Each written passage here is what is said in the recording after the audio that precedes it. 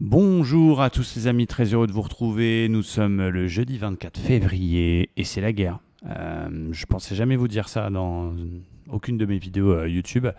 Et c'est la guerre. C'est la guerre. La Russie a décidé par surprise d'attaquer l'Ukraine. Donc forcément les marchés financiers sont très surpris. On a des très grosses baisses du côté de l'ensemble des indices, des actions. C'est le bordel.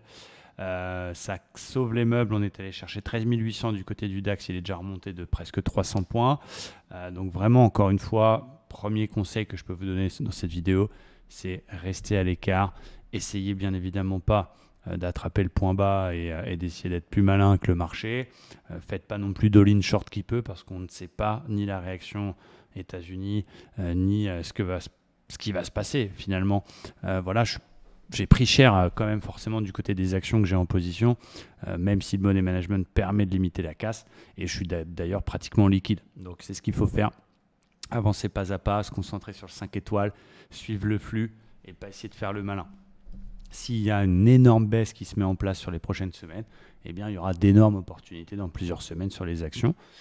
Et forcément, en day trading, ce qui est confortable, c'est qu'un jour on peut être acheteur, un jour on peut être vendeur, on prend des petits mouvements, on n'est pas en swing overnight et ça, c'est cool. Donc là, pour l'instant, j'ai absolument aucune position sur les indices. Du côté du DAX, il est venu chercher quasiment au point près l'ancien top d'avant le bordel du Covid.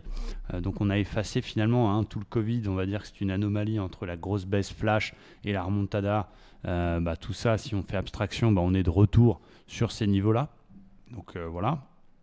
On est quand même très baissier. Hier, je vous disais que tant qu'on était sous 15 000, je ne l'achetais pas et je cherchais que des ventes. Bon, l'actualité nous a aidés. Pour le moment, effectivement, on est en tant que joueur, j'ai envie de vous dire, on se dit, tiens, pourquoi pas, ça peut être valable de lancer un achat maintenant. Mais rappelons-nous de mars 2020, le flux est très très baissier, suivons le flux.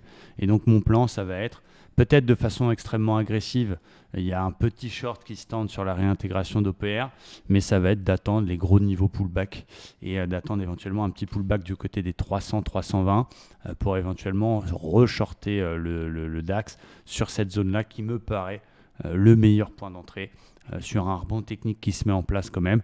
On a un VIX qui prend 16, on a des valeurs refuges comme le gold qui explose. Donc voilà, on avance comme ça. C'est compliqué de vous donner un plan prêt à l'emploi. J'ai envie, mon côté joueur se dit tiens, joue le rebond, mais évidemment on sait qu'il ne faut pas le faire. On a peur de rater la baisse, peut-être la deuxième vague, mais en même temps pour l'instant il n'y a pas de vrai signal d'entrée. Donc la meilleure façon de se protéger, c'est de rester à l'écart. Voilà, et de continuer ce qu'on fait. On fait une très belle semaine. En intraday, j'ai fait 7 trades, 3 gains, 3 BE, un seul stop loss pour une perf d'un tout petit peu moins de 2% pour l'instant cette semaine, donc ce qui est très bien. Donc voilà, continuons cette recherche de signaux excellents. Et mon point d'entrée préféré dans cette baisse, ça va être éventuellement de surveiller la zone des 14 330 en cas de pullback du précédent plus bas.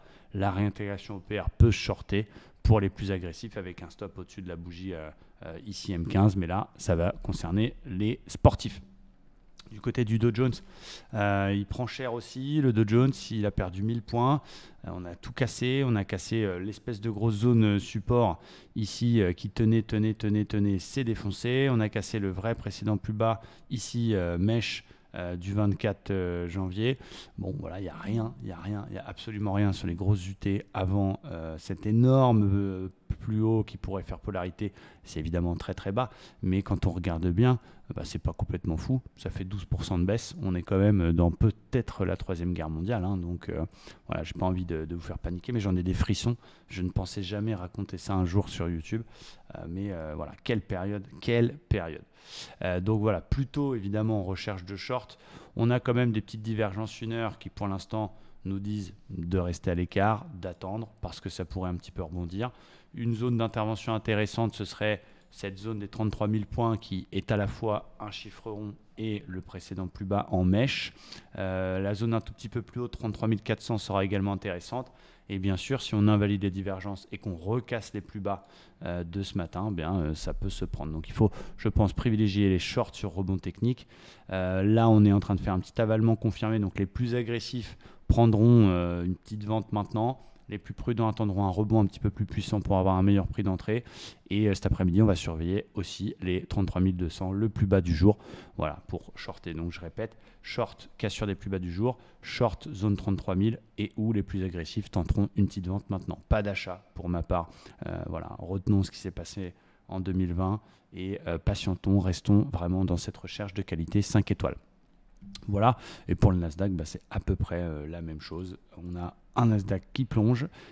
Le support parfait et la grosse zone, elle est plus basse sous 12 003, donc c'est mon premier objectif, on va dire moyen terme. Voilà. Est-ce que c'est le bon timing pour entrer maintenant dans un swing? Je ne suis pas certain. On a là aussi du côté du Nasdaq des divergences 1h15 minutes. Donc voilà, ils nous disent pour l'instant d'attendre leur invalidation ou d'attendre un rebond un petit peu plus puissant pour vendre. Et on a surtout un VIX qui prend 16 et qui nous montre que c'est le bordel. Donc voilà, moment historique. J'espère que ça va de votre côté. On est content parce qu'on est pour l'instant sur une très belle semaine. Il y a aussi pas mal de membres qui ont réussi leur challenge. Je pense à Charlie qui a réussi son challenge 100 000. Je pense à d'autres qui ont réussi des 200 000, des 50 000. Donc voilà, on commence à avoir une belle armée de traders funded. Donc ça fait plaisir. Et restons sur cette recherche de qualité. Merci à tous. J'espère que ces petits LNDJ continuent de vous plaire. Et je vous rappelle que vous avez une offre CPF qui vous permet de nous rejoindre à moindre coût. Donc voilà, n'hésitez pas à revenir vers nous à ce sujet-là. Très bonne journée et à bientôt.